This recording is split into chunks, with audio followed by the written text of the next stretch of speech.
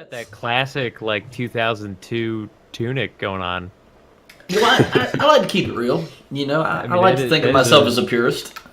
That is an honorable throwback to Final Fantasy XI of yesteryear. But to be fair, you're sporting a brigandine, so I was like, should I stay on Bard right now? And I was like, yes, because I'm wearing the brigandine, so I definitely have to come down here.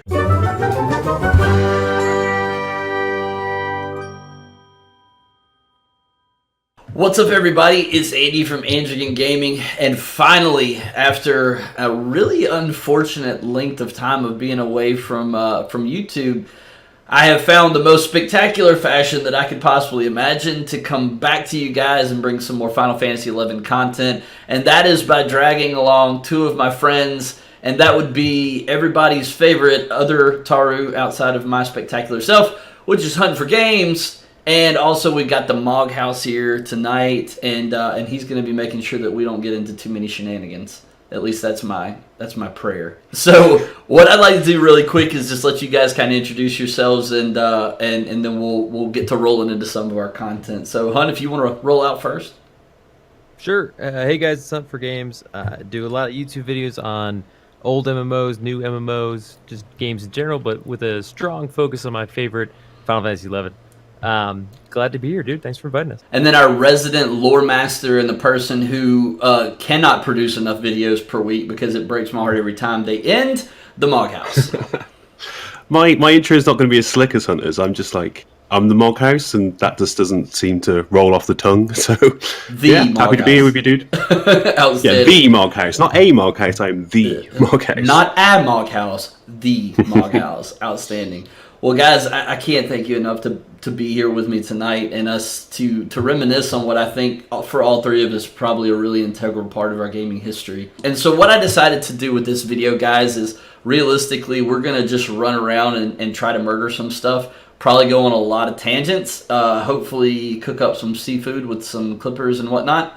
And we're just going to talk about our thoughts on some of the stuff going on in the game, things that kept us interested in the game, and just kind of reminisce and jump down nostalgia lane. And if that's something that you're interested in, if you've played the game for a really long time and like hearing about the old days, which is one of my favorite parts of playing the game, then stay tuned, because this ought to be a really fun trip. Before we get started having the conversations, we probably need to go find somewhere to attack things.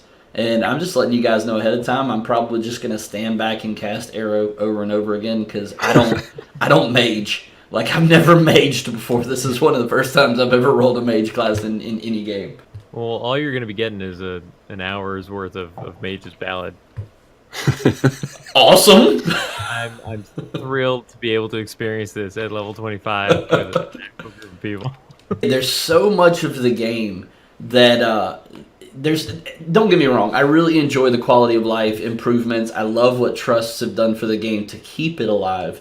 But I will say it is very, very different to level at these levels nowadays. And I had completely lost appreciation for how much faster completing the Rhapsodies of Vana'diel content makes things, because I'm still kind of slugging through this right now. Yeah, it's a huge boost. It's too fast. It's too fast. It's too fast. By the time you get it all complete, if you haven't taken the time to enjoy the jobs that you want to level, I totally agree. It's really fast. I think I took Blue Mage from level 10 to level 75 in about 4 hours, 6 hours. I mean, it wasn't long. It wasn't long at all. Now, that was during the bonus XP event that went on a few months ago, and I had a shot rings and all that, but still, it was insane how quickly I went up. Nuts. It's just nuts. Yeah. You just get to like level 99 now, and you go to your job abilities, and you've got all these like things that you can do that you haven't even used yet. You don't even know. You don't even learn the job. Oh, absolutely. That was a point I was going to make. Is I'm a level. I don't think I've maxed my Blue Mage out yet on Andrigan on the other server. I think he's like 92, 93. But I have absolutely no idea what any of the abilities do. I know that there are ways to string your abilities to do your own skill chains and magic bursts off of them. No idea how to do it. No clue. It's frustrating when you burn through an area in moments get 3 new levels, 3 new abilities, spells, and you're just like, I don't even have time to figure out what this stuff is before I'm off to the next camp. Oh, yeah. I'll tell you the one that you guys have probably completely forgotten about, but I had to experience. Well, Mog, you've leveled another character in recent years, I'm assuming. Yeah. Well, this is the thing that took me aback. Try hitting level 50, going to do level cap braze, the limit break, then literally going somewhere and leveling for 10 minutes, and then going and doing another limit break, and then leveling somewhere for 10 minutes. It was hard to get through that because it was so fast. I just didn't want to do the next quest. I was like, oh, I just got done with this. Yeah, I mean, that could be, see, I haven't done limit breaks for a while. Yeah. That used to be like a lot of time in between. Getting from 50 to 55 was like a significant amount of time. You might, especially if you worked on like artifacts and stuff in there, so you wouldn't necessarily have to go immediately do the next quest. Like you might be weeks at level 50. Yeah, that's what I was about to say. Weeks easily. I mean, I think it took me weeks. Whenever I was coming up on level 60, I was actually in a static group, and we would level every Friday night from like 6 p.m. until 4 or 5 o'clock in the morning with the same group of people. And we did it every single week. We had a red mage, a dragoon, a monk, paladin, a white mage, and a samurai. And that was our little group of friends that we played with. And it was perfectly balanced. We had a refresher, we had our tank, our healer. But we would level every Friday night. I remember like going to the corner store on the way home from work on Friday afternoons and just loading up on energy drinks so that I could stay awake all night to level. And I think the climb from 50 to 60 took me a good month and a half. I mean, it was insane, man. But when I got that AF chess piece or paladin, it was all worth it. God, that was an incredible moment. Incredible. I used to love those artifact moments. Finally putting it on. What I'd like to do is just talk about a couple of things, and let's have a discussion about some past history, some hopes for the future, and things like that. And I figured the best way to do it would be to go round robin style. So what I'll do is I'll ask a question just to get you guys feedback, and I'll let Hunt take it first. Mog, you hit it second, and then I'll try to come in and follow up with my thoughts on that, if that's all right with you guys. Sounds good. Good deal. So my first question, and I think that everybody has a really, really specific story with this, but I'm anxious to hear you guys' stories. What drew you to Final Fantasy XI in the first place? So groups of friends. I had totally never really understood the concept behind an MMO. I'd heard of games like EverQuest out there as like something that existed on like the periphery of my gaming knowledge, but I didn't have a gaming computer. I only had consoles. Yeah. So I just never really had that side of games before, and there weren't many console games that were like a true MMO experience. I think I played the beta for EverQuest Online Adventures, and I couldn't figure it out. Nobody I knew that played it, so I just kind of like dropped it. And then a friend of mine was like, that I used to play Diablo 2 with. He was like, "Yo, this new game's coming out, Final Fantasy 11." I was like, "Oh, I played Final Fantasy 9 and 10, and really liked them, but like I don't get it. What's special about 11?" Yeah. And he started walking through, and I couldn't tell you in any way, shape, or form what he said to me today, but we were just walking through why he was so excited for Final Fantasy 11. Yeah. And I remember being in like some class, like just enraptured by the ideas that he was sharing, and probably much of it was embellished or not really true to what the game actually was, but I was just hooked on the concept of Final Fantasy 11. So as soon as I could, I went and spent the ridiculous amount of money for the PlayStation 2 hard drive. Yeah, that was hard. Everything else. Like, I know for a fact that was hard. It was a lot. So, but yeah, as soon as I did, I realized that like 3 other people that I knew and a few that I like didn't know in person were all playing. I was like, this is really cool. Like everyone's just on. And I think it was 2 weeks before I actually played with anybody I knew, but I didn't care. Yeah, no, of course not. It's one of those things where you get entranced in an idea. Oddly enough, the Final Fantasy series in general to me is a pull into that, just that world and that concept. What about you, Mog? How did you get tractored into this thing? So I was keen on Ultra Online at the time, and then a friend of mine got off the train on the EU release date for Final Fantasy XI, game in hand, and said, "We got to play this game." It was the first time I'd ever played a Final Fantasy. It's wow, really? No way. Embarrassing to say that, like on a recording, but yeah, I'd never played a Final Fantasy game. I feel like you made up for that at this point, though. I feel like it's taken over my life since then. But yeah, so it's just me and him to begin with, and it didn't last long, to be honest. He kind of lost interest in the game, and I kind of followed suit because we were solo and we couldn't level very quickly. Yeah. So I left the game for about 4 years. Didn't come back till 2008. That's so funny. And that was, 2008 was that Wings of the Goddess era? Or had they gotten into Abyssia yet? No, Abyssia was 2010, I think. That's what I thought, yeah. It was the tail end of the what I considered the normal Final Fantasy XI. Yeah, so 75 era ended June 2010. I got you. For me personally, I grew up on the Final Fantasy games. I've been a nerd all my life, no questions asked. That is one part of the story, but my introduction into the Final Fantasy series is a lot more shameful than that. Like, I make it sound really cool, like, I started playing the first Final Fantasy in 1985 on my Nintendo Entertainment System, and it was amazing. I didn't. That's not how that happened at all. So this is going to be a really sad story, and I'll probably have to cut some of this out of the videos, but you guys feel free to mock me. So my cousin, who was about 3 years older than me and significantly cooler than me, used to have a Super Nintendo. This was probably 1996, 95, 96, somewhere in that ballpark. And so he had a Super Nintendo, and I would go and stay at my aunt's house and want to hang out with him, and he would have way older, cooler friends that he would much rather hang out with than his little cousin. And so he would put me in front of his Super Nintendo and be like, hey, play this while I go do things that are cooler than hanging out with you. And I was like, okay, that sounds awesome. I love video games. And so the game that he stuck me in front of was Final Fantasy Mystic Quest. Highly regarded to be the worst Final Fantasy game ever created on any platform ever. And I freaking loved it. Like it was the greatest thing in the world to me. I still don't know why. I mean, I loved those little pixelated graphics, and I loved the weapons, and I don't know, man. I was enthralled with it. And so fast forward a little later in life, I started checking out some other Final Fantasy games, obviously because it took me 15 minutes to beat Final Fantasy Mystic Quest. And I started playing some other ones, and of course, by the time Final Fantasy VII came along, I had just begged for a PlayStation in order to get Final Fantasy VII just to play it. And it became my entire life. I think I logged like 500 and something hours into that game. It's ridiculous. Loved it. Played every Final Fantasy after that. Beat every Final Fantasy after that. And then, of course, along comes 11.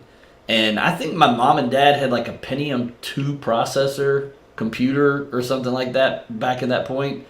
And I remember going to Walmart and purchasing the game, like the box of Final Fantasy 11. And it took me about 3 days to install it. And once it was all finally said and done with, I sat down and played. And I just remember I was like, this is not like Final Fantasy Mystic Quest at all. Oh, and by the way, I'm sorry, I'm just wandering around murdering things, so you guys are going to have to forgive me. That's fine. Just follow me or let me die. Either one's fine. So I created like an Elvon. I don't even remember what job I started with, but I created an Elvon character and started playing around with it. And just really enjoyed it. It was a lot of fun. And I played for probably about 6 months or so, but nobody else that I knew. That was back when people had like separate phone lines for the internet. Because if you didn't, you'd get a phone call and it would like knock you off the internet. I'm sure you guys remember those days. And, so, you know, I was one of the very few people that's parents had a second phone line just for the internet, so nobody wanted to play with me. So I just kind of tapered off, and then fast forward to 2004, I'd started playing with a dear friend of mine who actually rolled the white mage that I was telling you guys about in that group, and we started playing together constantly. And it was great because I played a paladin and she played a white mage. So, you know, we always had the fundamentals for a great party. And that simplified things. And I just became obsessed. Like, I really did. It was all I thought about, all I wanted to do 24/7. Which, looking back, is extremely unhealthy. But that's where it was in life. Hey, now that I think about it, we could probably go kill pugs up on the beach up here. Sorry, I'm ADD. So anyway, we started playing, and we played really, really hardcore. Got to level 75, started doing Sky and Dynamis and Sea and stuff like that. Yeah, that's, that was my introduction and long extended life history of how I became obsessed with Final Fantasy XI. So, all fascinating stories, all fascinating ways for everybody to get plugged in. The next question would be what kept us playing. Like, okay, so obviously this is probably one of the more difficult. Yeah, clearly, we've sort of covered that. But I guess the key is, it's like, okay, you get into the game, you look around, and you're like, okay, I had a friend that was hyped about it, and he got me hyped about it. Or, oh, Jesus, not an elemental. Mistakes were made. First death is coming. Mistakes were made. But, you had the friend that introduced you and you started playing, but what on earth was it that drove you guys to actually get to level 75 and continue to play the game? Yeah, I mean, that honestly is a much harder question. And I was thinking about this one for a while about, like, what on earth drove me to keep playing. And it was definitely that for a long time I had that, like, solid group of in-game friends. But I became kind of addicted to Vana'diel and Final Fantasy XI. Like, even when I was annoyed at the game, I would find new reasons to want to play. I would be like, oh, I've never leveled this job. Maybe that would be more fun. And I'd go level that job. But there was a period. I mean, Mog House wasn't the only one. I quit for a solid, like, 2 months. I'd hit, like, level 50 as my summoner. And it was a rough time to be a summoner. Like, my summoner was terrible. Nobody wanted it in the party. It didn't even have Fenrir. It was just like a terrible point in that job's, like, period of gaming. And I stopped playing for a couple months. And then our dear friend Hayden was driving me somewhere for something else once, and he, like, plugged in the soundtrack, the Final Fantasy XI soundtrack. Oh. And I think he resubbed, like, that day. The music, man. We have him to thank, literally, for keeping me in Final Fantasy XI. The music in this game messes with you, man. Like, I swear there were, like, dark magic rituals that were, like, cast in a circle over the soundtrack of this game. So what about you, Mog? What kept you going? Well, the reason I left was more to do with frustration rather than, like, hating the game. Because I loved it. All I wanted to do was level up, but I couldn't, because I couldn't get, like, parties and all that sort of stuff. And I didn't have any real-life friends that were playing. Then when I came back, I met Lord Wrestler, who's like Jay in real life, and he's like the sweetest guy you could ever meet. And he sort of just like coached me a little bit. Yeah. And then did like the limit break of level 50. And then before you know it, we're like level 75, doing Sky, doing Sea, and all that sort of stuff. And then he introduced me to like this family from Alaska, and it's like a husband and wife and 2 kids that were playing. So we had this like core little group that were playing together, and I think that's what kept a lot of us playing, is the sort of the friends we made and like the camaraderie you'd have in a Linkshell. Absolutely. And I think honestly my reason would probably be along those same lines. I got into, it was really strange. Matter of fact, in the same environment right here that we're in right now, the person that I was playing with at the time and I were in a group in our like early level 20 range, I think, and we met an estranged Taru in a party named Moonstraw. Shout out if you're still out there, Moonstraw. And she invited us to join this social Linkshell. Of course, neither of us had any idea what a Linkshell even was. And she's like, yeah, you see those little dots next to your name? And I was like, yeah, I always wondered what that was about, because everybody has one and I don't. It makes me sad. And anyway, she was like, yeah, those are Linkshells. And I was like, So she invited us into this social Linkshell, and we just became, I mean, these are people that to this day I would still consider to be my real friends, which is really bizarre, but because I've never met any of them. But it was... I don't know, the world before Discord and Ventrilo even was a very, very different world, because you typed out your conversations and, you know, you leisurely had chat logs going while you were doing parties and things like that. And I don't know, it was just a very, very social game back then. I mean, it had to be. And I think the social aspect is what kept me playing. As a matter of fact, I would go so far as to say that it ruined me, because now... if I decide to start playing a new game, for instance, Right now I'm playing Final Fantasy 14 again, and if I can't find community in a game, and when I say community, people that I can jump in Discord with and talk to, or have conversations with in Linkshell chat or guild chat, I have a hard time sticking with the game. And for me, it was the community that really kept me playing and enjoying, and just logging back in to see how everybody was doing and what was going on. I guess community is a big part of it, and we've talked about some of that, and we've already dipped into this question a couple of times, but what was the primary cause for taking extended breaks from the game? For me, it was definitely as that community would start to fail. Yeah. If people would take breaks, if people would out-level you, and all of a sudden you felt like super distanced from everybody, or various aspects like that. If not just generally like, oh, I've kind of disconnected from my group, whether they left or I feel like I'm leaving or I'm falling behind. Just this game could be incredibly frustrating. Oh yeah. And oh yeah, it could just push you to the limit sometimes.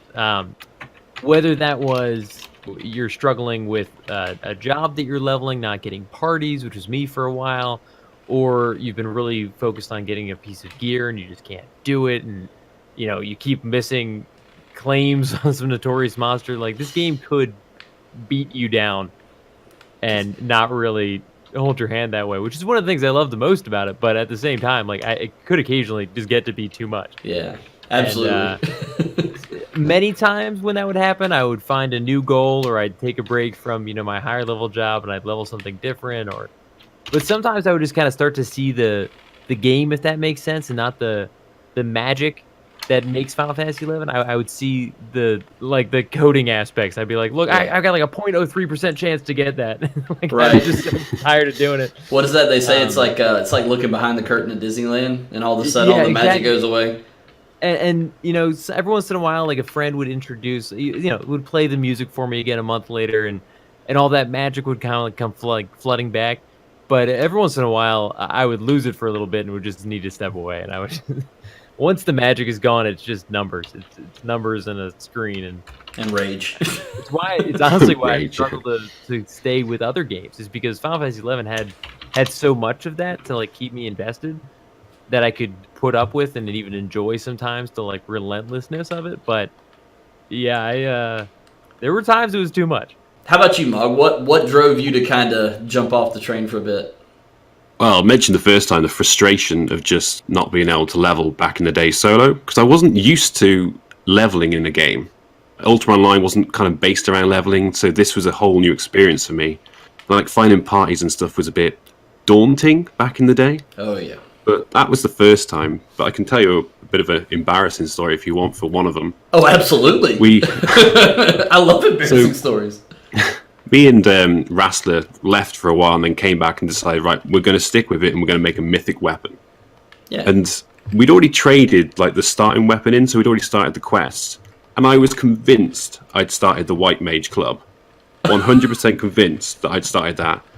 Turned in all the salvages, the assaults, the Alexandrite. Comes the day that I'm going to get my White Mage Club, and they hand me the Blue Mage Sword, and I'm like, no! What the F is going on? No! I made like a whole forum post on like Square Enix's site, and I basically shut down and I rage quit for about a year. It was just so embarrassing. I don't blame you at all. God, I would have lost my proverbial crap. Oh, I couldn't believe it. Yeah, that's rough. So, were you even playing Blue Mage at the time? No. It's awful. God, makes it worse. I play it now, but only because I have the mythic weapon. Isn't it funny how this game does that to you? Like, wow, I have gained access to a relatively good piece of gear for a job I had no interest in. I'm going to go level it now and play it full time. Now, it's probably one of my best jobs now.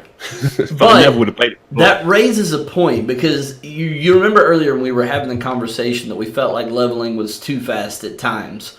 And I do agree with that to an extent, but those moments where you're doing, some high level content, and this gear drops for a job that you've never had any interest in leveling before, but it's a really good piece of gear, and now all of a sudden you're like, hey, I want to give that job a try. I've never even messed with it. That's the time when it's nice that it's a shorter leveling process. Now, and again, if you're a new, fresh player to this game, obviously that's going to have a lot less allure because, it's going to take more time without the Rhapsody stuff done, but that is when it becomes a little bit. Yeah, it's nice. It's hard for me.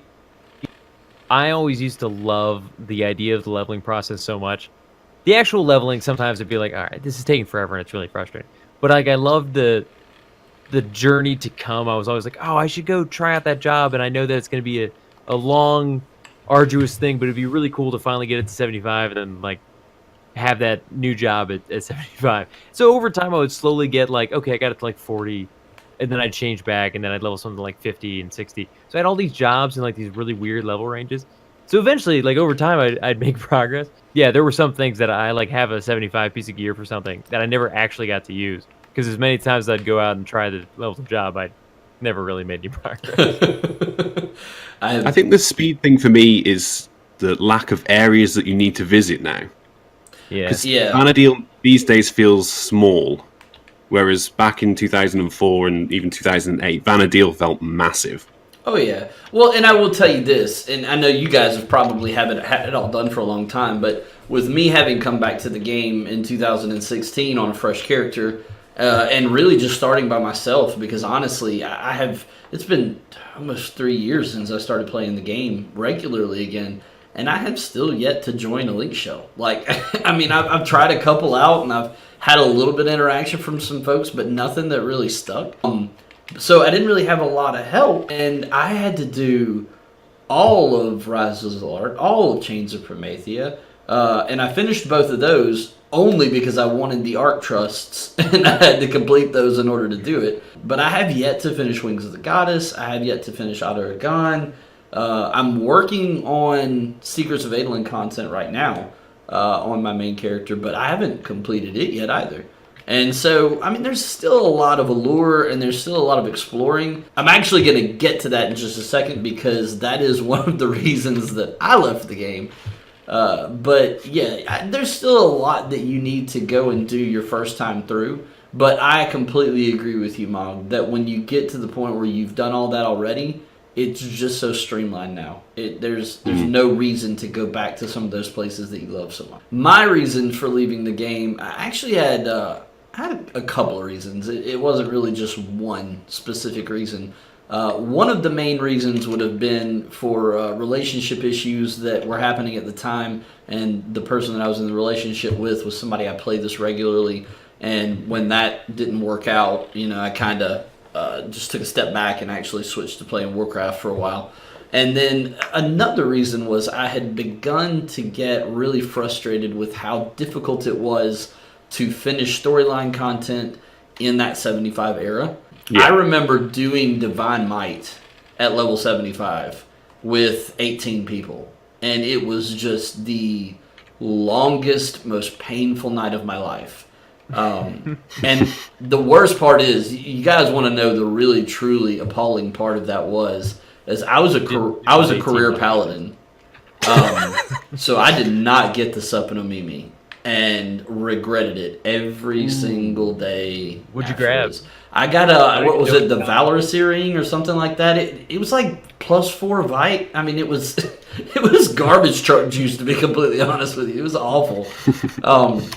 But yeah, I remember that, and that night just broke me. I was so frustrated after making that run and doing that fight, and I was like, I literally just spent 6 hours of my life that I will never get back, ever, for this stupid ring, and then instantly regretted the ring that I got after I had made that permanent purchase.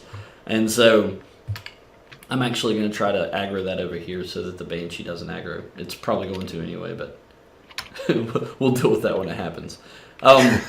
Anyway, but yeah, so that was kind of the reason that I had to take a step away, is I just got to that point where I was so frustrated with just how complicated the content was. Even after I was geared, even after I was doing all of the high-end stuff to get that gear, it was still a nightmare. And I was like, this is too much. I mean, because everybody thinks that Classic WoW was difficult, and it was, don't get me wrong, but it had nothing on Final Fantasy XI. Absolutely nothing.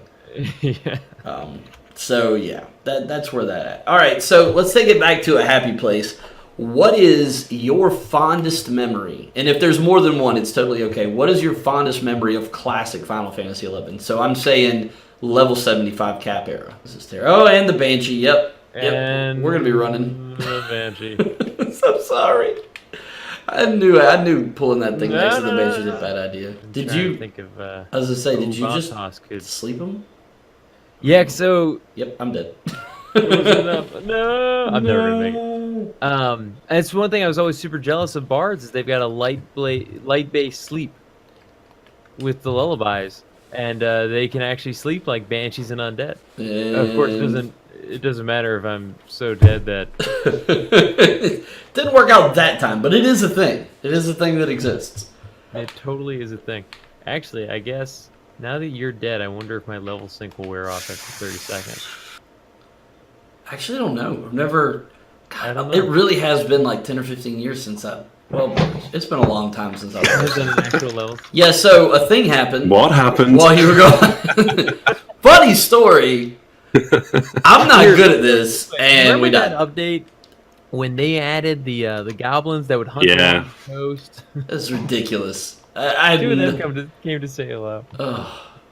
Okay, so that's let the masses of the internet know that was 100% on Andy. I accept my mistake and vow that it will likely happen again. One more enemy will put me at level 30, and where do we go at level 30? We can't go to Garlage Citadel until what, 32? I think we could do. Have you been out to Eastern Altepa Desert? No. Not a lot of reasons to go out there. No. So far, the biggest adventure that I have been on this character was running to Juneau, which was interesting by myself. It's really nowhere near as terrifying nowadays as it used to be. Oh, there's a white right there. How about that? There's like one level that we could fight weapons out in Saruman, Champagne. However you pronounce that one. I was just said Champagne. I say cool. Champagne every time. Saruman the Champagne. Sounded a bit more exotic. Champagne. Champagne.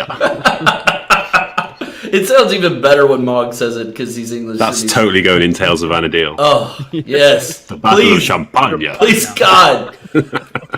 Okay, so we'll get back to the question we were talking about. Fondest memory of the 75 era. Fondest memory for me of the old era is honestly probably like the stuff I miss most just on a day-to-day thing is the day-to-day stuff. Like trying to find a new place to farm for Gil, coming up with some new get-rich-quick scheme in Final Fantasy XI, or hunting some notorious monster that I was hoping nobody else was after. Like for me, the old ways of earning Gil are like over. Mm-hmm. Absolutely. Now it's like it's a few BCNMs, it's a few specific items that have still retained their worth for like some reason or another. But for the most part, it's very condensed now into certain things, and all the like 1 to 75 items are out the window. So I kind of miss that. Like you might be like, I found this new camp where I can get a ridiculous amount of beehive chips at a speed that it doesn't even seem logical. And then sell them for like 30K an hour, and like that's a decent amount of like consistent Gil. Or I could camp this thing for like the chance at 400K in one shot, but I might get nothing. It was just like it was always fun trying to figure out some new way that I could try to make money, and I just have not found a replacement for that in the 99 era of 11. But that's what I think I missed. I loved most about old 11 that I wouldn't even thought I loved at the time. Yeah, I will insert one point here.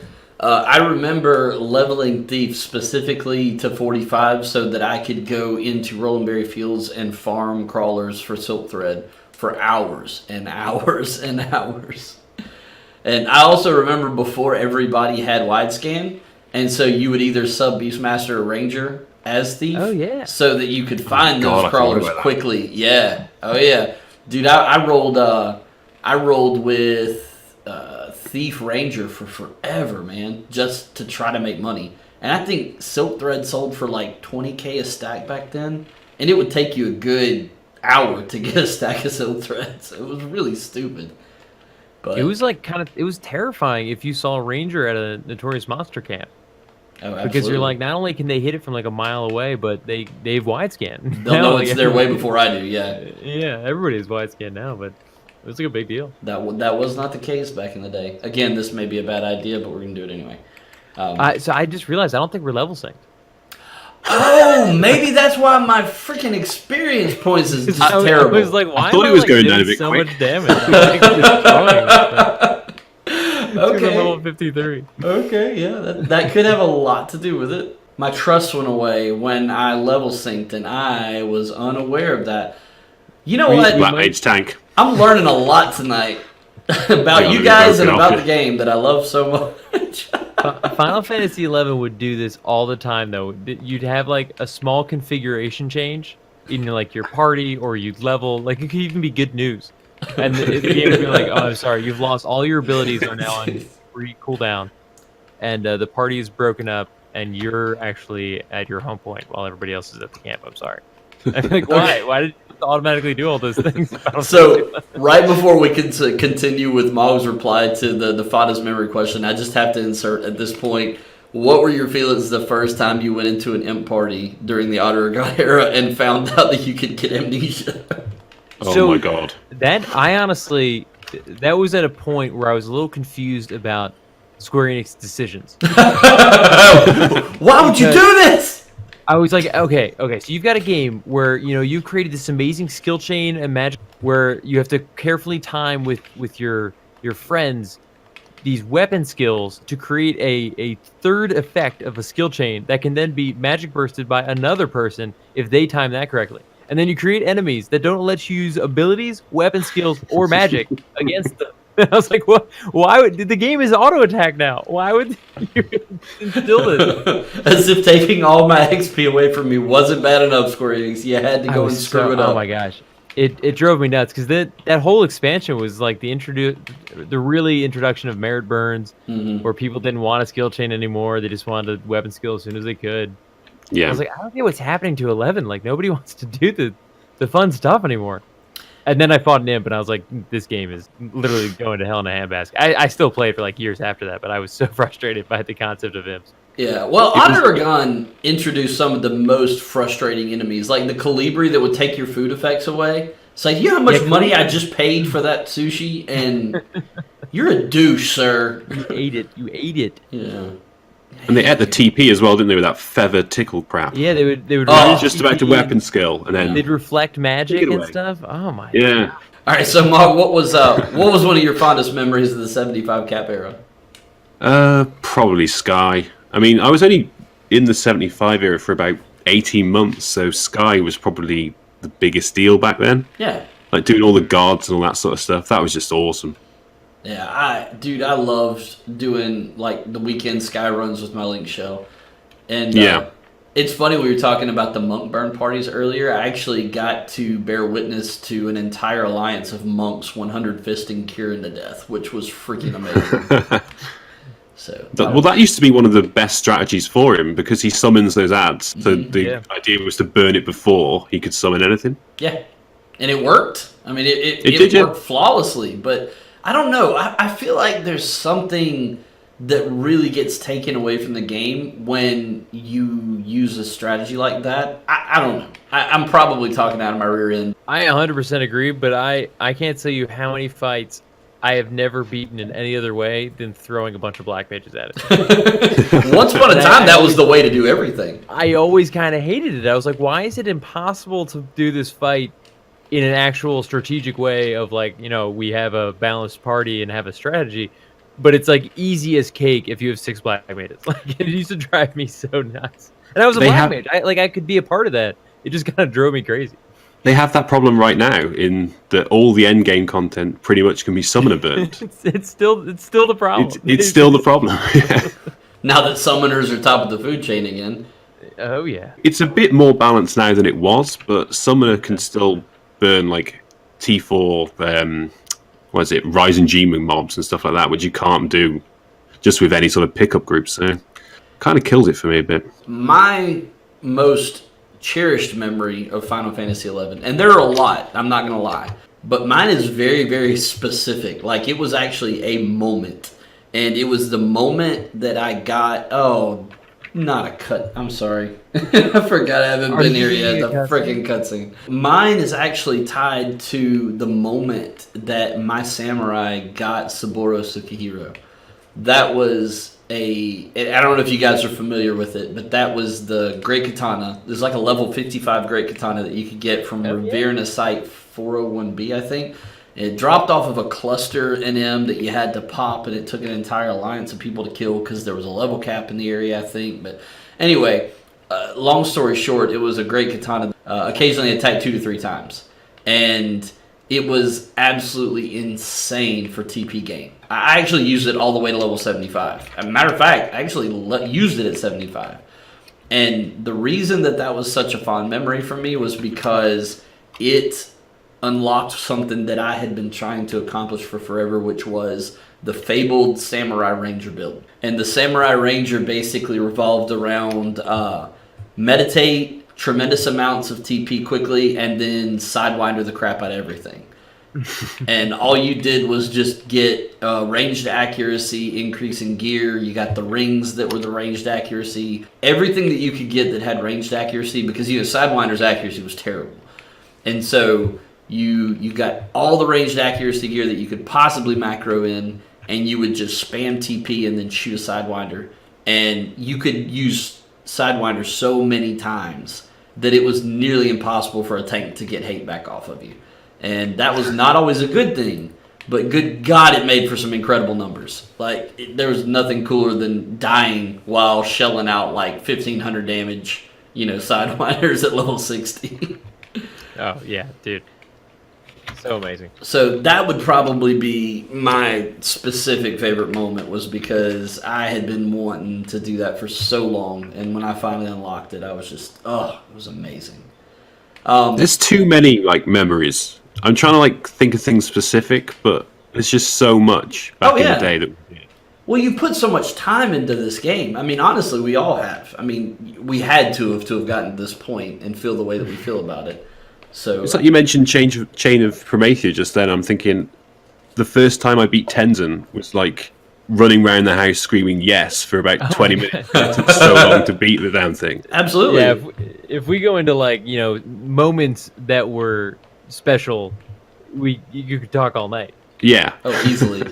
How about when you finally beat the Snoll fight, the Snoll Czar in Chains of Promethea? Honestly, I was so delirious. We were trying to beat so much Promethea in a condensed period of time, and the Snoll fight was the last one we did in a certain night that I was dead tired. Yeah. And I remember beating it and just being finally. I wasn't even pleased anymore. I was just good. Yes, of course. Okay. There's a lot of those moments as well where it's just, thank God that's over. Yeah.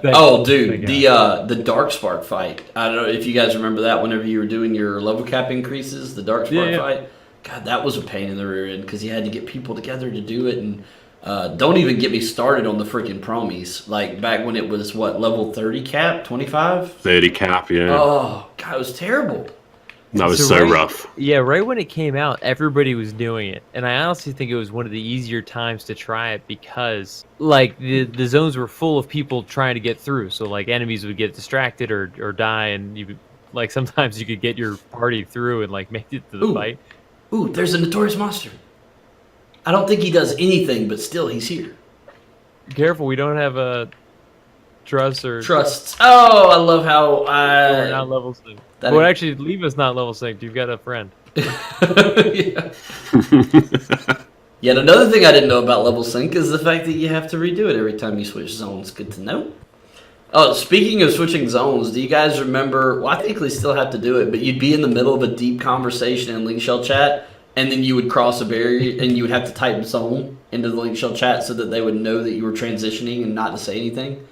Did you guys do that? I still do it now. Honestly, it's one of the few things that I 14. I'm what a brilliant change The chat is like a separate thing entirely, and you can still chat while you're zoning. Oh crap! Oh crap! The NM has made friends of you. Hi. I love the fact that we're being saved essentially by a bard. I know, like level 50. Because you're the highest level. This is a lot of fun because I was always saying that it's like kind of a shame if you level certain jobs later because you get used to, you're like, well, I can come as my summoner or black mage and definitely take care of it. So you never get to mess around. It's like a level 50 bard. So it's kind of fun running around like as a bard, forcing myself to do stuff. Everybody was slinging magic spells, and the only one that saved us was the Spoony Bard. Spoony Bard. Oh, man. Yeah, so I really am exhibiting how terrible. You know, it occurs to me that this is why I don't have a Linkshell. I'm terrible at actually playing this game. You're like, oh, wow, I came back and nobody was in the Linkshell anymore. I don't know what happened to everybody. But... They must have played one good solid night with me and realized, hey...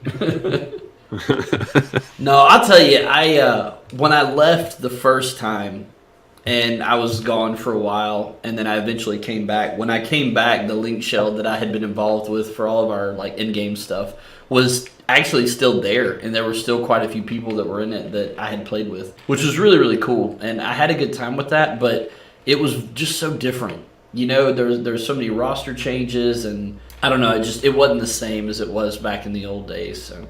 It was pretty tough to digest, I'm not gonna lie. We are just manhandling this thing, which I guess the level 50-something bard does help, but I like to think the OP bard over here. Yeah. The first Linkshell I was in, we were in Yatunga Jungle, I think it was.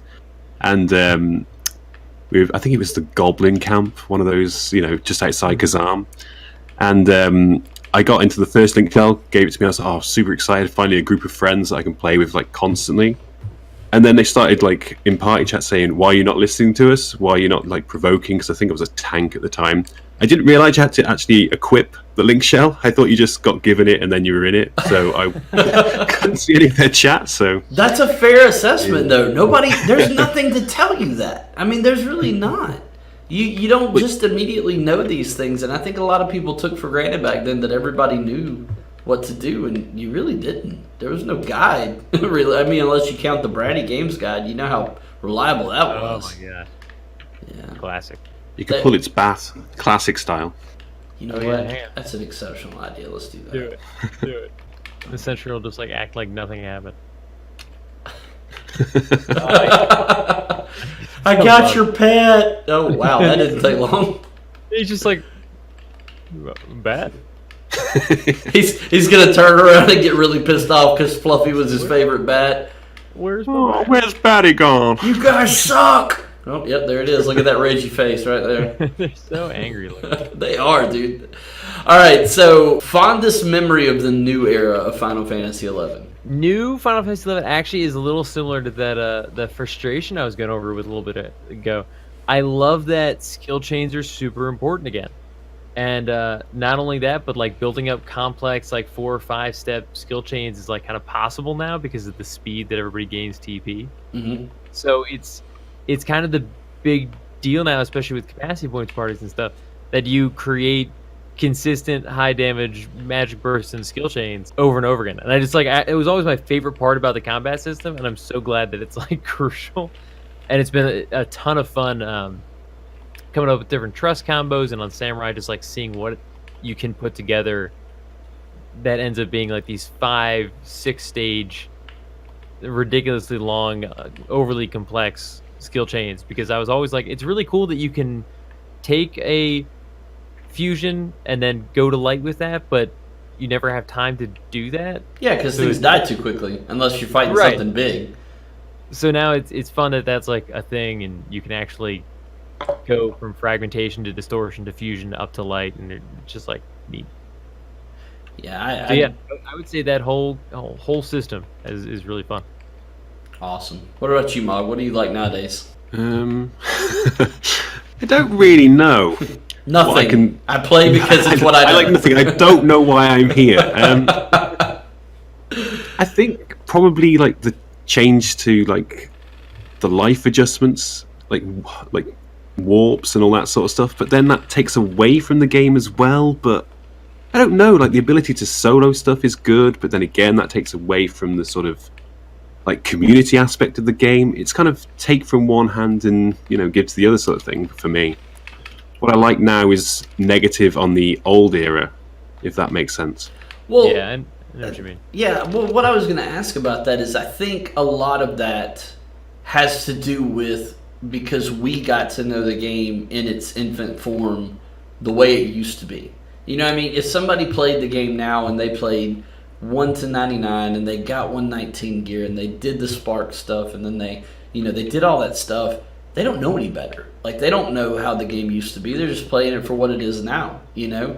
And I think part of that is we have such fond memories of the old days. Perfect example, you know, it's like you guys both said, if we were talking about specific moments that we loved about the game, we'd be here all night. But then when you start thinking about it in modern day, you're like, well, I mean, my favorite part about the game right now is all the memories that I had back then. You know, like I don't know if that makes sense to you guys, but yeah, I think for me personally, my favorite part about the game right now is partially, and I have no idea what we're just running in circles, killing things. I'm sorry, it's very hard for me to stay on track and have a conversation. But I think a lot of it's got to do with the fact that I'm having an opportunity to go back and do things that I was never able to do in the 75 era. And even if it were, for example, you know, I had planned with some friends to do this story mission this weekend, and, you know, Francis got sick and couldn't show up, and so we're not able to do it. And, you know, there were a lot of those things, a lot of unanswered questions, a lot of unanswered storylines from the 75 cap era that I never really got to experience, and I get to do that now, and I'm kind of excited because accessibility, isn't it? It is. It is the accessibility. It's the ability to summon trusts with no level cap restrictions and go in and wipe the floor with the Shadow Lord and feel absolutely outstanding about it because he deserves it because he's a pompous prick. But, you know, those kinds of things, those make you appreciate He's misunderstood. it. Yeah, exactly.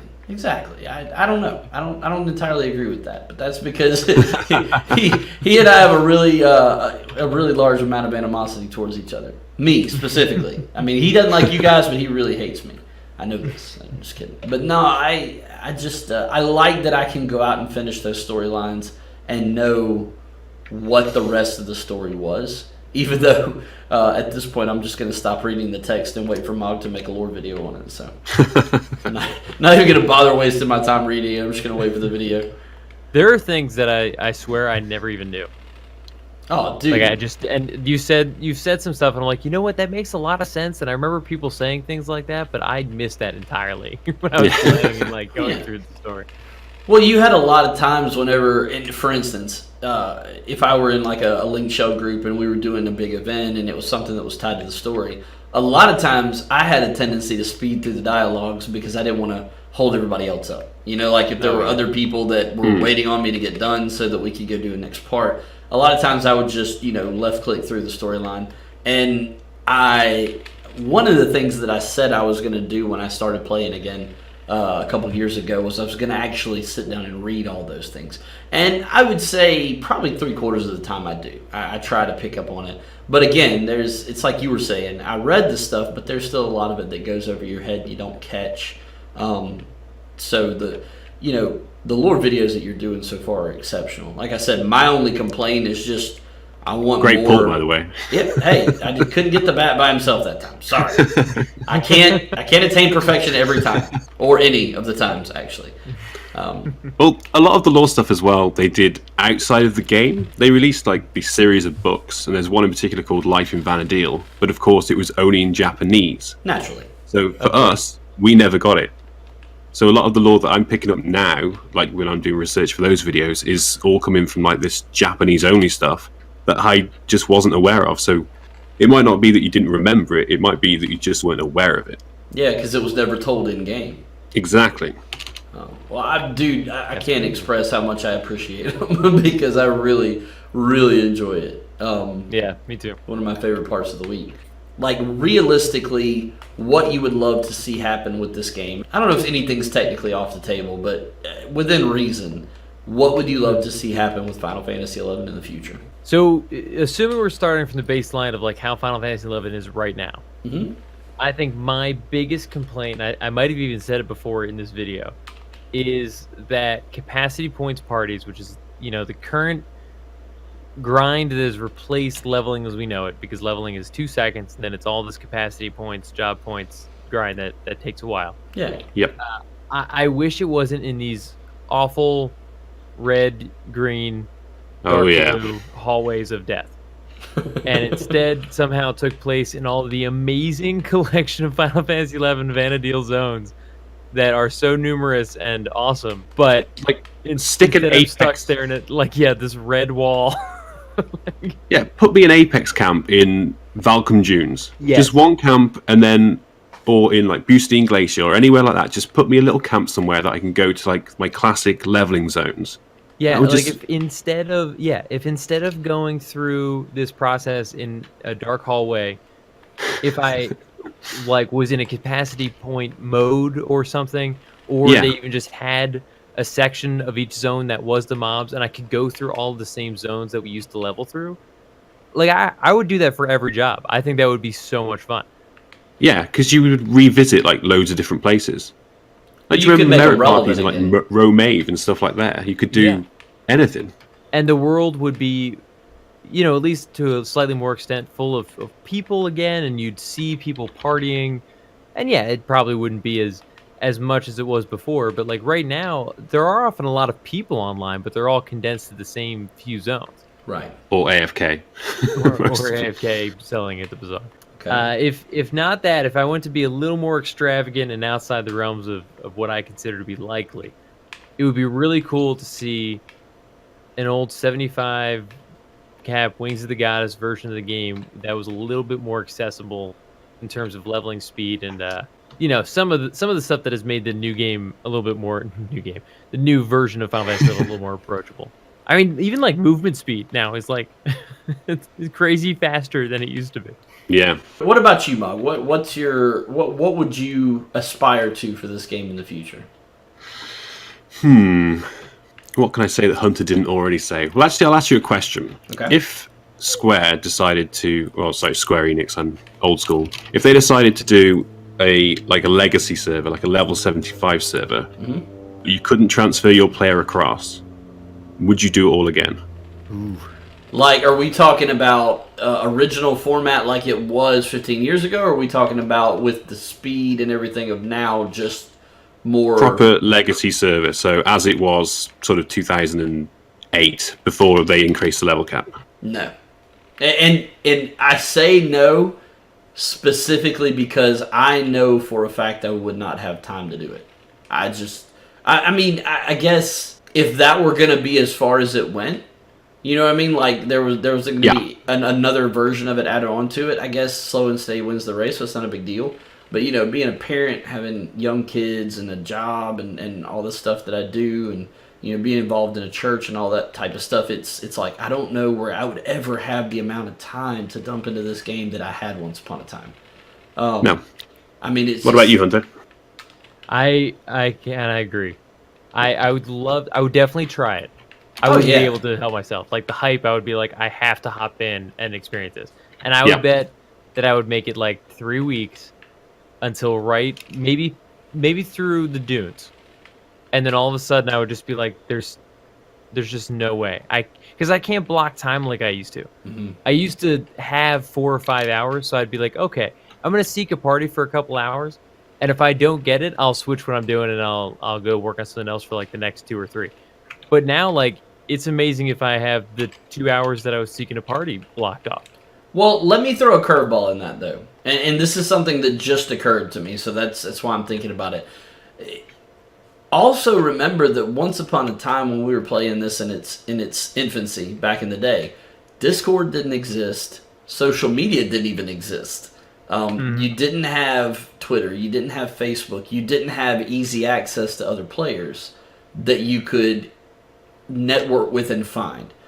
So do you think that kind of access to social media and to Discord and knowing that there would be a community of like-minded people do you think that would change your thought process? Because now you're highly reduced on your amount of time that you're going to be sitting around waiting for a party. Now maybe you jump on your cell before you head home and hit Discord up or hit Twitter up and say, hey, you want to meet at X time tonight and group up and maybe spend 2 or 3 hours leveling? Oh yeah, dude, that's good.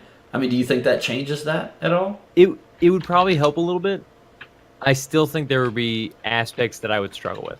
Oh yeah, but it would help a lot because I personally have a problem a lot of the times being like, I'm definitely available at this time. Mm-hmm. Now if it's something where I'm like, I'm driving home, I'm gonna be home in 20 minutes. Does anybody want to level? And if I could post that somewhere and like, it could be seen by people on my server, that does help. I don't know. It'd be really curious. And like I said, I would have to try it, but I do worry. Like, I know how much time I used to put in. Yeah. And I just worry that even little things like just getting from place to place would take me too long. And it's something that I loved and it made Vana'diel feel so massive and real. But like, I would spend all my time traveling. Yeah, it also made it feel so just sluggish and painful at times. I'm just like thinking, getting to Sky, you'd have to go through Zetar, Romave, Hall of the Gods, just to get back to Sky. Like now it's just an instant warp. Like if you were on a legacy server, that would be, 20 minutes just to get to where you're supposed to go? Even if you have the outpost work. Yeah, exactly. If you don't, you have to either come from Juno or get... Yeah, teleported to... what, teleport Maya? Is that the closest? Yeah, teleport Maya would be the closest. Like, that's insane, if you think about it now. Oh, it's beyond insane, but the crazy thing is, it was normal. It's why I used to log out places. When I would be leveling through, like, Kazam and the jungles and stuff, I would stay there for, like, 2 weeks. Yeah. Until I was done. Like, people would be like, do you want to come to do this event? I'm like, sorry, I'm in Kazam. I'm staying here. I'm not leaving for a little while. Because you knew for a fact that it was going to be at least a 30-minute boat ride just to get back. It's at least a boat ride. Yeah. And you had to wait for that. It's not like you could just... Oh, God, I'm telling you. And it was cool for that reason, and it was what made it feel like the places you were at were meaningful, and like the decision to leave that or to go somewhere else was something you had to think about. Yeah. It made you much more conscientious of your time in game and how to best use it. And that was amazing, but it would be tough to do again today in the exact way that it was. Mm-hmm. I am inclined. I'm not sure I could do it. I don't think I could go all the way back to how it was and enjoy it. I think not the speed of leveling. I can get over that. Traveling and all that sort of stuff. I think it would just kill me to do it all again at that rate. Building. Oh my God, the fame building. Can you imagine having to trade all that boy out of moss again? Oh God. I really should have resummoned. Yep. Immediately out of the I was so entranced in this conversation we were talking about. I had no idea that I noticed that we were just making really bad choices. On us. Well, I would say if I had any hope for the future of this game and things that I would like to see, I really, really like yours, Hunter. I think a way to go back to classic zones and enjoy them again in a relevant way would be awesome. I do like that, but I'm going to be really, really selfish and obnoxious. I'm going to be one of those players and say that I would love to see another expansion to this game that found a way to expand on the game while bringing it back more to its roots. Does that make sense?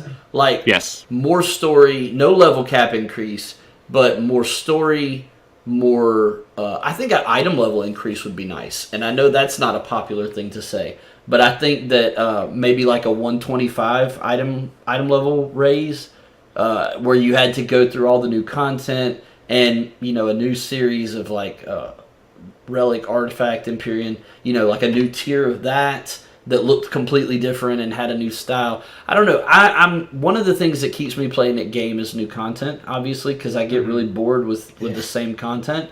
And I would love to see at least 1 or 2 more jobs added to the game. I think that would be a lot of fun. Because that's one of the things that I get the most amped up about in 14 is when they announce new jobs. Like next month, the next FanFest is coming, and they're going to announce what the next job for 14 is. And losing my mind trying to speculate, which is really unhealthy, but I do it anyway. I really think I would love an expansion for 11, but That would be really cool. I don't know where it goes. Like, do you go to a whole completely new zone? Do you go back further into the past? Do you go further into the future? I mean, where would you go with an expansion? Okay, let me cast a vision and see what you think. And I'm gonna need some help because you're the lore expert, and I'm probably gonna butcher this, but I'm not. The area. Well, you're becoming one at least. You're on your well. You're well on your way to that. The area that the Far East. Okay, the place that Tenzin was from. It was always alluded to in the Chains of Promethea, I believe, but we never went there. And I can't remember the name of that place. What was the name of it? It is always the Far East. Yeah. It's literally just called the Far East. Yeah. Okay. I thought there was a city name for some reason. But I would love to see us go to that. It's hang on, I've remembered. It's some stupid name like Arajar. Of course, It's got like one of these like silent J's in it because I remember reading it before. Yeah, they made that up. Arajar, something like that. They totally made that up. Phoenix. Yeah, exactly.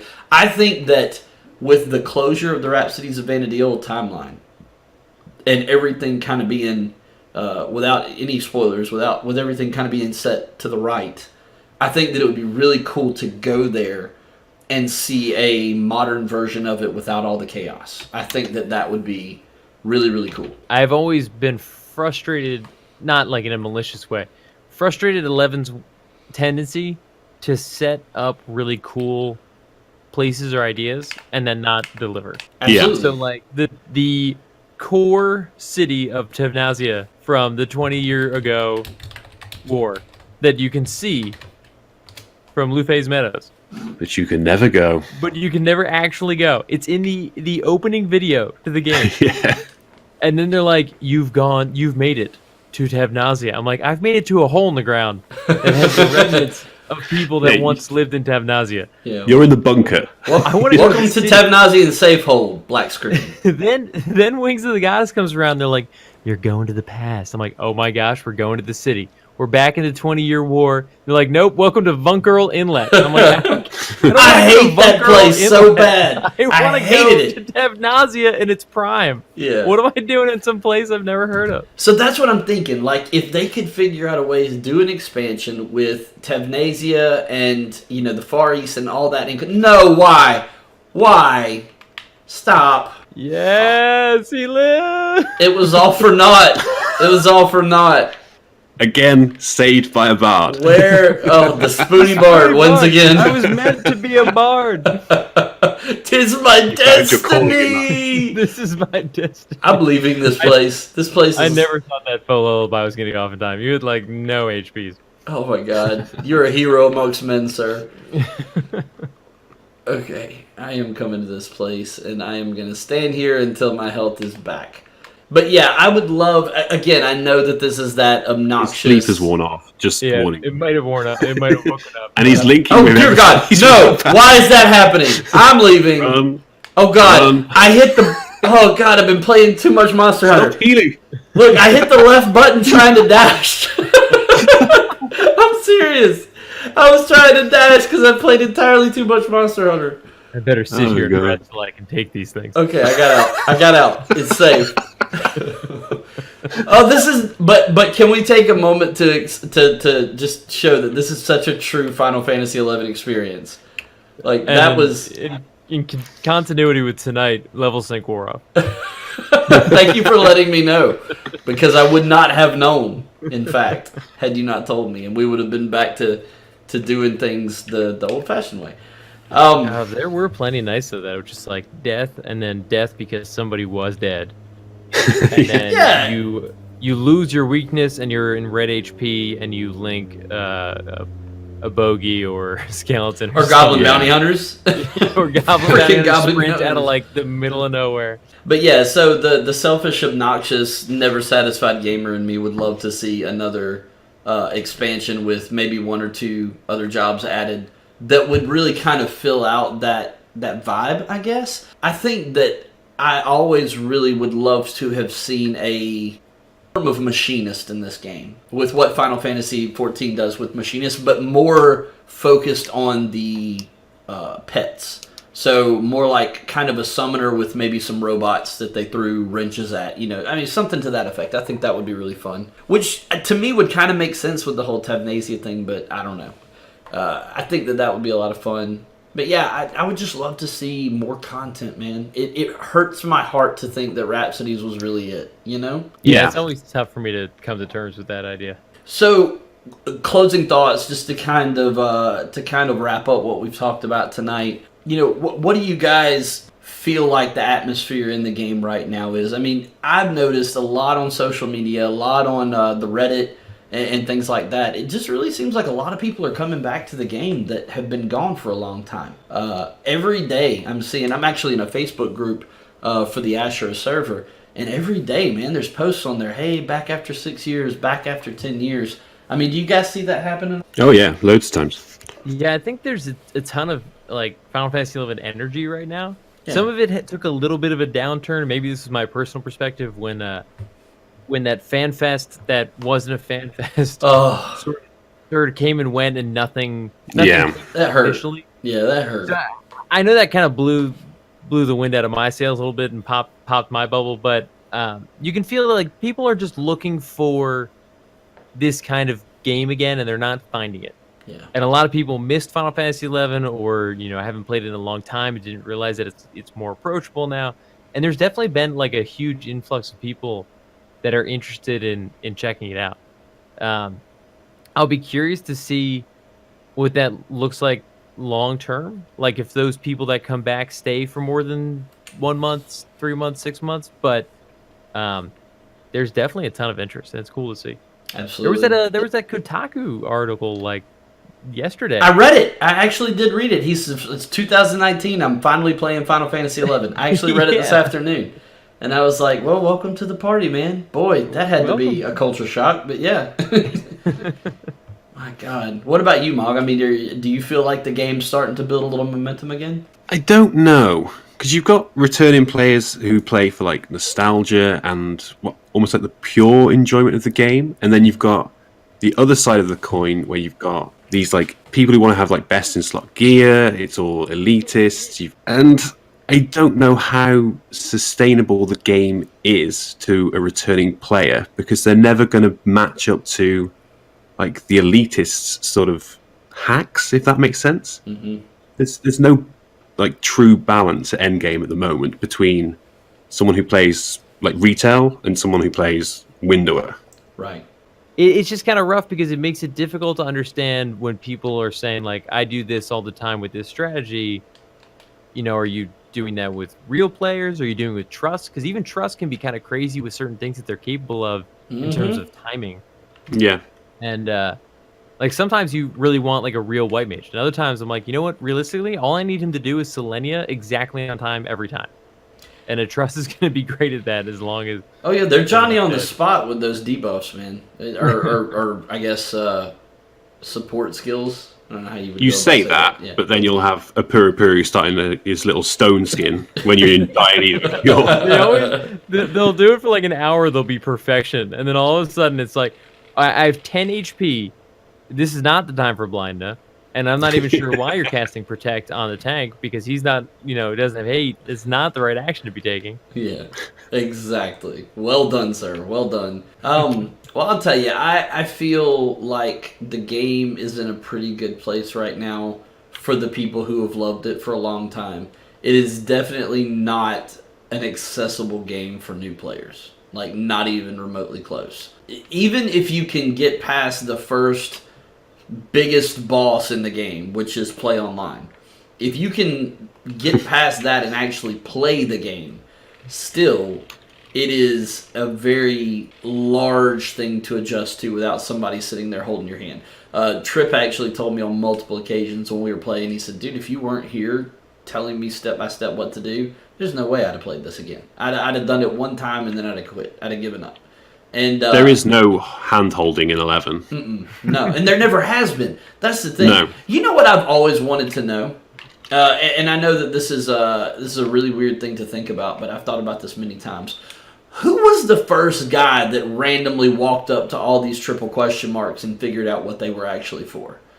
And then realized, hey, I gotta wait till tomorrow after Japanese midnight to turn this specific thing in. Like, who was that guy? And why the heck? I always wondered with some of the details that quests will give you. And they're like, yeah, that means you have to go off to Sanctuary of Zeta and click that button. Don't you remember earlier in the lore when it said, like, the place with no name, and now I said, like, you have to go to the place without consequence, and that's like a reference to that. I'm like, what are you talking about? How was I supposed to get from those 8 words that I was supposed to go to the left corner of the Sanctuary of Zeta? You're quite honestly an inhuman, sir. You're not a human being. You are. I always imagine, as soon as I realize that people do like dat mining and stuff, I have to imagine somebody immediately loads up a file version of the game. They're like, it says I have to go to this position on this map. Like, I don't know why. I always thought that it was either that or there was. Is that a Taurus monster? Anybody have any idea what? Cool. We have an elemental over here. If you want to bring. Crap. Didn't realize that. Aggro. That's big. My bad.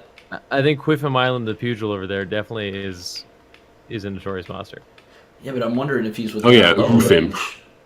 Yeah, I wasn't gonna take a stab at the name. I'm entirely too ignorant to know how to pronounce whatever that conflagration of letters is. I'm gonna say Kufum, and if somebody tries to correct me, I'm gonna point out the spelling. And be like, "Hey, man, you do you." Dude, it's like it's 6 letters. If I really got it that wrong, I apologize. But I'm sorry, it's Kufim. Champagne. Champagne. Sorry, I couldn't help that. That just had to come out.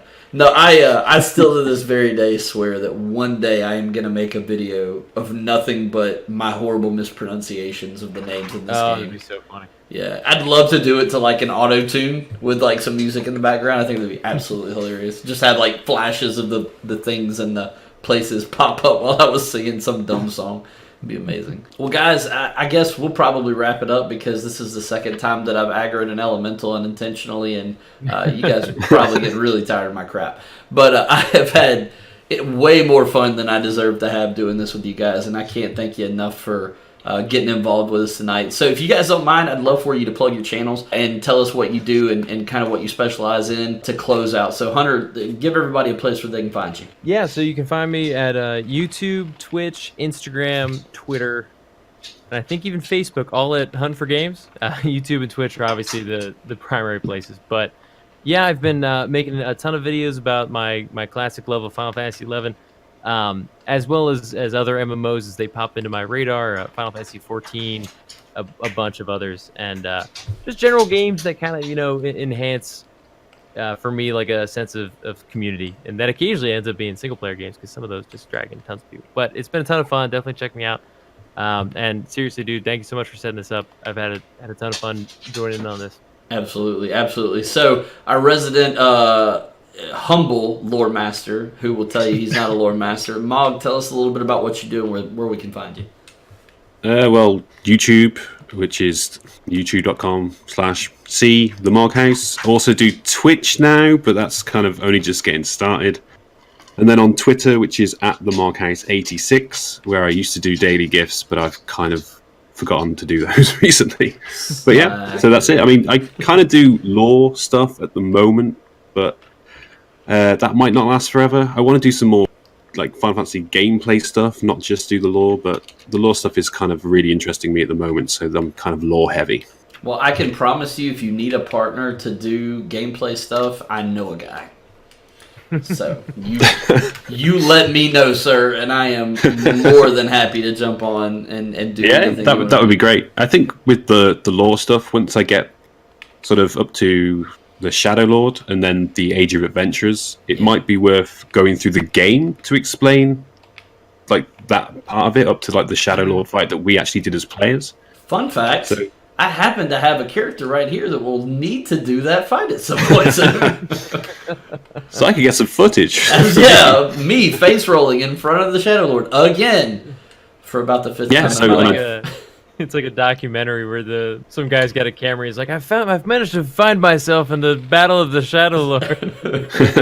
And you're getting in there as ungeared level. This strange little Taru who consistently dies every time we walk in the door. I don't know. No, I actually helped a guy get to the Shadow Lord fight on Ashura a while back when I was playing through. And of course, I had level 99, and he was level like 50 something, I think. And I had to walk him all the way through Castles Val Baileys, and it was a nightmare.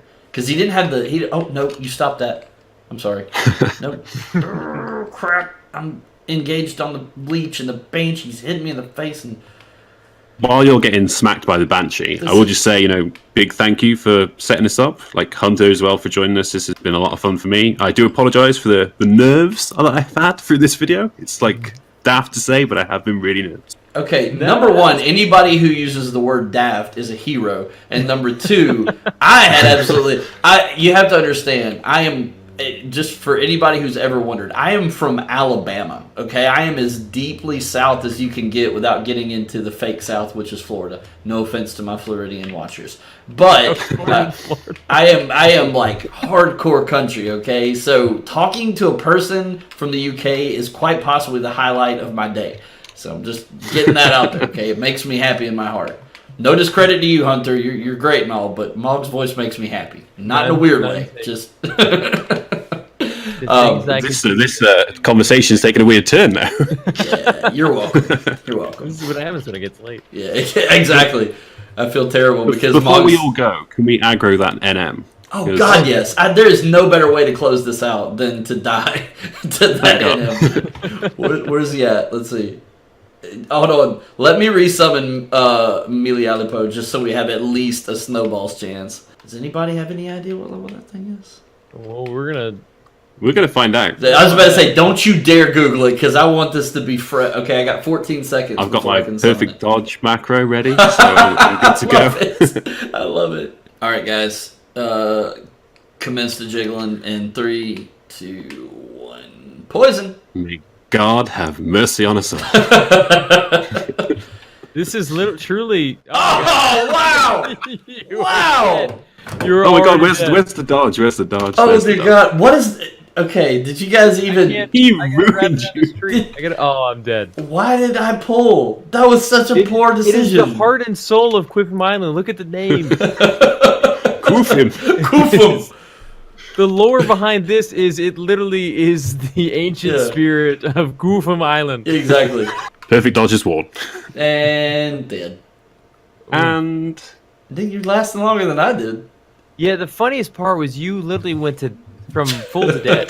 It was one hit. There was no in-between moment. It did more damage in one shot than I physically had health, which is the most. I hadn't even engaged and you were dead already. Alright guys, well we're going to close the video out here. I hope you guys enjoyed watching the video and just getting some feedback from some guys who love this game. As for me, I am Andy with Anglican Gaming. I'm going to try to get back in the swing of getting more Final Fantasy XI content up, and hopefully I can do something with these guys again. But until next time, thank you guys for checking us out, and we'll see you later. Deuces. Boop, boop, boop, boop, boop, boop, boop, boop.